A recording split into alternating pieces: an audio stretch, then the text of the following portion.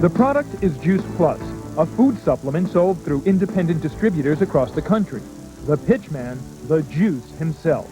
Heisman Trophy winner, NBC sportscaster, and Football Hall of Famer O.J. Simpson joins the NSA team as official spokesperson for NSA's most exciting product yet, Juice Plus. O.J. Simpson appeared at a meeting of Juice Plus distributors in Memphis, Tennessee in January of this year as the celebrity endorser of the product. Besides the name, Juice for Juice Plus, you've got the fact that he's a very healthy-looking guy, very good-looking guy. And obviously, with the name Juice Plus is a natural, right? Name aside, O.J. pitched the product his usual way, with a sense of humor. But he also offered a surprising and revealing look at his roller coaster relationship with Nicole. As you get a little older, and I'm not going years old, you got to worry about your weight a little bit. But in any event, not only was I using it, I'll show you how smart I am. I'm dating my ex-wife. This was recorded in January of this year, a year after Nicole filed for divorce from the former football great. And it's obvious that O.J. couldn't get his ex off his mind. It's pretty clear from seeing how he mentions Nicole that he's very much still, he's very happy that he's seeing her again. He's very proud that he's with her. He mentions her 2 or 3 times, and he seems to be happy about the situation. My biggest problem in talking with my ex-wife is with our kids in this day and age, we're always giving them junk food, and how do you sit them down and get them to eat a healthy meal? And this sort of supersedes all of that. And then another point lower, further on in the meeting, he stops calling her his ex-wife. The kids don't want to know that they're getting anything healthy, but somehow my let's just say my wife has found a way to we've just started our kids on it. But last Monday, the company that owns Juice Plus, the National Safety Association, dropped O.J. from their team, canceling his 3-year contract.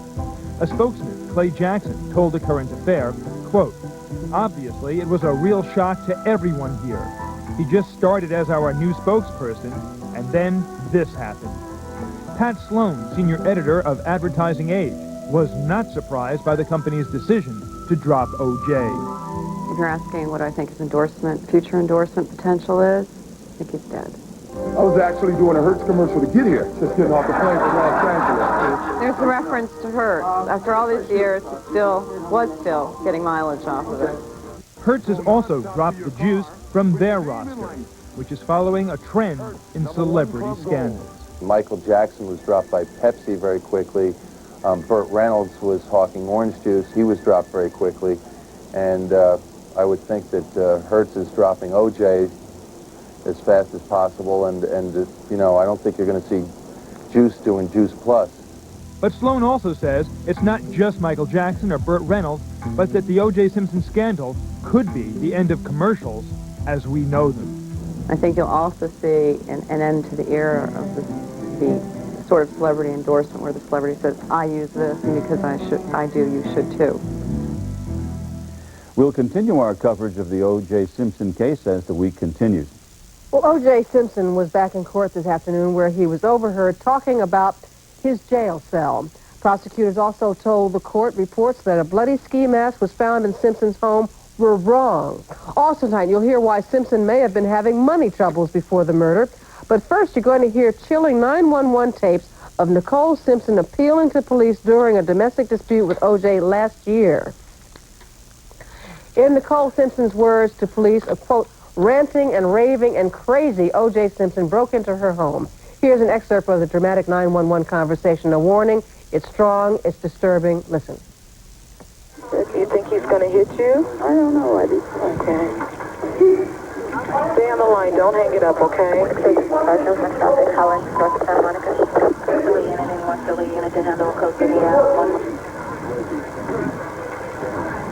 South Los Angeles.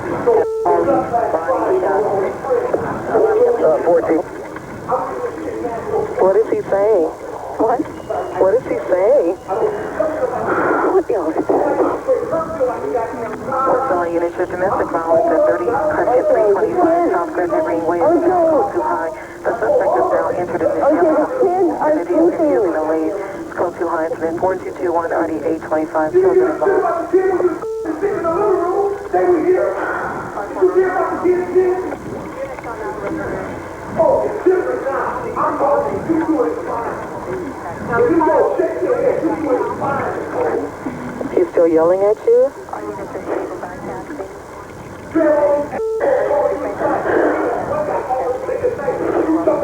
Just stay on the line, okay? Is he upset with something that you did? Oh, a long time ago. It always comes back.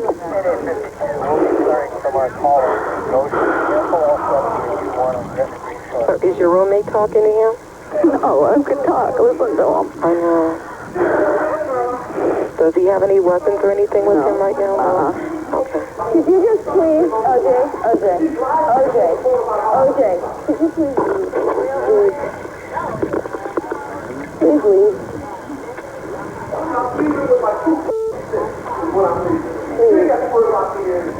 Is he leaving? No. Does he know you're on the phone with the police? No. Okay. You think he's still going to hit you? I don't know. He's gonna leave. He just said that. He just said he ain't leaving.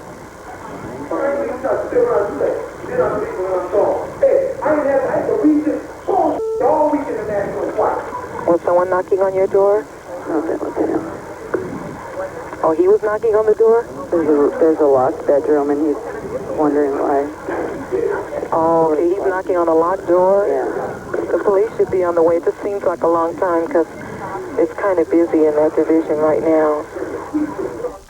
Well, we must emphasize once again that tape has nothing to do with the murder case. That call was made in October 1993. Before that, in 1989, a Los Angeles judge sentenced O.J. to community service after he pleaded no contest to beating Nicole. Judge Ronald Schoenberg has taken some heat for not sending Simpson to jail or counseling. Schoenberg read a statement today saying the sentence he gave Simpson was what prosecutors recommended. Well, obviously, Simpson's attorneys have their work cut out for them, but they won a small point or two in court today. News 4's Dana Adams reports. The defense for the former football great may have taken a beating yesterday, but it made gains in court today.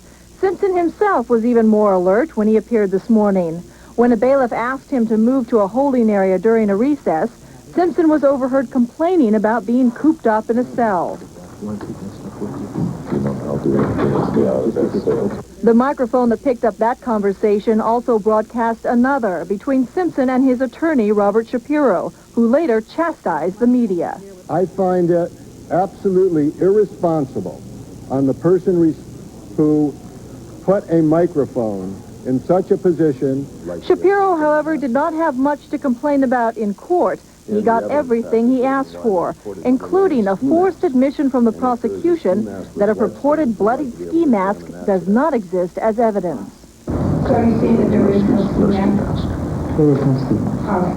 Another bonus for the defense, a contradiction in testimony from Cato Kalin, the Simpson estate caretaker. Yesterday, it was reported that he told the grand jury his boss was not at home when a limo arrived to take him to the airport. Today, Kalin's attorney denied that. He has not told anyone in law enforcement that Mr. Simpson was not at home at 11 o'clock when the limo arrived. After today's hearing, Simpson returned to his cell, seen here for the first time in his jailhouse blues. Detectives are still searching for a murder weapon believed to be a 15-inch serrated knife. They may conduct another search of the field near the Chicago hotel where Simpson stayed the night of the murders, however, next time using sophisticated equipment. Dana Adams, News 4, New York. Football star, sportscaster, actor, and businessman. You would think finances would be the least of Simpson's troubles. It now appears he's had money trouble in the months before the murders. More from News 4's Chuck Gomez. His attorneys claim O.J. Simpson is under emotional stress. Court documents show that the sports legend was under a great deal of financial stress at the time of the murders as well. Simpson was paying Nicole Simpson $24,000 a month in alimony and child support. Other financial concerns, the mortgage on his $5 million Brentwood home, apartments in New York and San Francisco he lost in the divorce to Nicole, an expensive beach retreat in Laguna. For millions of people across the country, O.J. Simpson and Hertz Rent-A-Car were synonymous. At the time of the murders, his $500,000 contract with a rental car agency was due to expire in a couple of years, and O.J.'s personal finances were hardly in order. A $400,000 a year contract with NBC Sports had been cut once. Movie offers were slow in coming, and a just completed pilot for a possible TV series got the cold shoulder from the networks. Other financial worries? Simpson lost a once popular chicken franchise after the LA riots. He made some bad stock deals, and he was forced to close some of his honey-baked ham stores. O.J. Simpson had a lot of money coming in, but he was also spending a lot of money. And court records show that the money crunch had reached a critical point at the time of the murders in Brentwood. In Manhattan, I'm Chuck Gomez, News 4 New York. So what's next? Sources tell NBC News that a grand jury has finished its investigation. If Simpson's indicted, his case would go directly to trial.